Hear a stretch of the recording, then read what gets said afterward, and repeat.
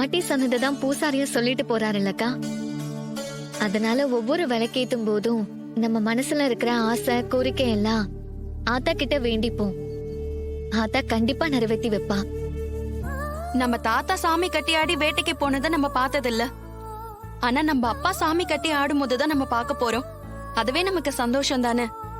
ஆமாக்கா, ஆனாலும் மனசுக்குள்ள சின்னதா ஒரு வருத்தம் இருக்கு. என்ன ரேவதி வருத்தம்? இதெல்லாம் பார்க்க அம்மா நம்ம கூட இல்லங்கிற வருத்தம் தான். அவங்களும் இங்க நம்மளோட இருந்திருந்தா எவ்வளவு சந்தோஷமா இருந்திருக்கும். அதான் நடக்கலையேக்கா, அதான் கொஞ்சம் வருத்தமா இருக்கு. நம்மளும் எவ்வளவோ கூப்பிட்டு பார்த்தோம், அப்பாவும் கூப்பிட்டு பார்த்தாரு. அம்மா தான் பிடிவாதமா வர முடியாதுன்னு சொல்லிட்டாங்கல்ல. அம்மா வந்திருந்தா நல்லாதான் இருந்திருக்கும். என்ன பண்றது, அம்மாவோட குணம் தான் நமக்கு தெரிஞ்சதாச்சே. நம்ம பாட்டி மேல இருக்கிற பகையால வர மாட்டேங்கிறாங்க. கும்பாபிஷேகத்துக்கு ராஜா அம்மாவை எப்படியாவது கூட்டிட்டு வரேன்னு சொல்லிருக்காரு. அவரு சொன்னா கண்டிப்பா செய்வாரு. நாளைக்கு கும்பாபிஷேகத்துக்கு கண்டிப்பா அம்மா வந்துருவாங்க, கவலைப்படாதீங்க. கும்பாபிஷேகம் நல்லபடியா முடிஞ்சதும் ஆத்தா அருளால நம்ம 2 குடும்பமும் சேர்ந்து சந்தோஷமா இருப்போம். நம்ம பாட்டி வீட்டுக்கு போவோம், பாட்டி நம்ம வீட்டுக்கு வருவாங்க. நினைச்சாலே சந்தோஷமா இருக்கு.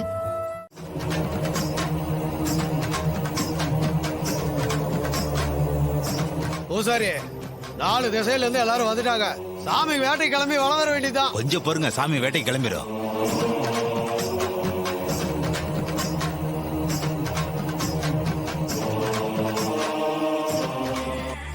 ஐயா ரசரசா, இதுக்கு முன்னாடி எல்லாம் உங்க ஐயாதாயா சாமி ஆடி விளக்கேத்தினாரு. ஊரே வலம் வந்ததுக்கு அப்புறம் தான் திருவிழாவே ஆரம்பிப்பாங்க.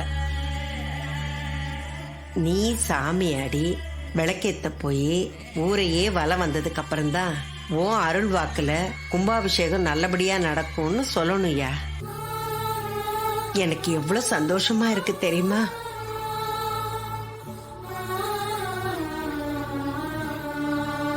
அம்மா தாயே மகமாயி பராசக்தி, அம்மா தாயே எல்லாம் நல்லபடியா நடக்கணும்மா.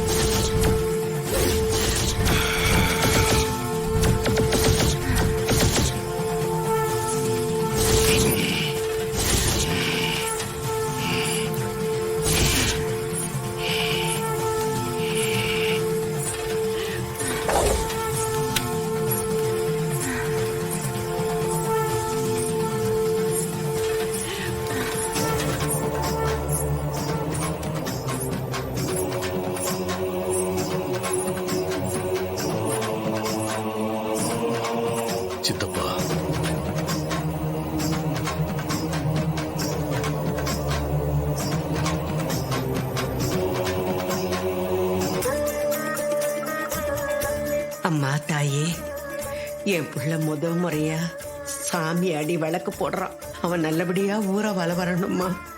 வழியில அவனுக்கு எந்த விதமான ஆபத்தும் வராம அவனை நீதாம்மா காப்பாத்தணும். உன்னதாம்மா நாங்க நம்பி இருக்கோம். தாயே மகமாயி பராசக்தி.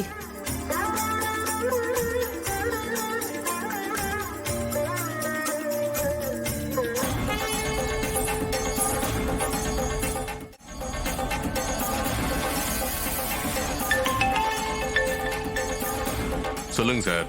மாயாண்டி, நீங்க எல்லாரும் தயாரா இருக்கீங்களா? தயாரா தான் சார் இருக்கோம்.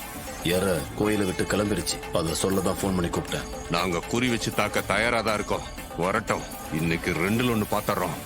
இங்க பார், சாமி அடி வரான்ல, அவனை மட்டும் போட்டா பத்தாது, அவன் மாப்பிள்ளையையும் போட்டு தள்ளணும். அதையும் ஞாபகத்துல வச்சுக்கோ, புரிஞ்சுதா? சார், அத மறப்பனா?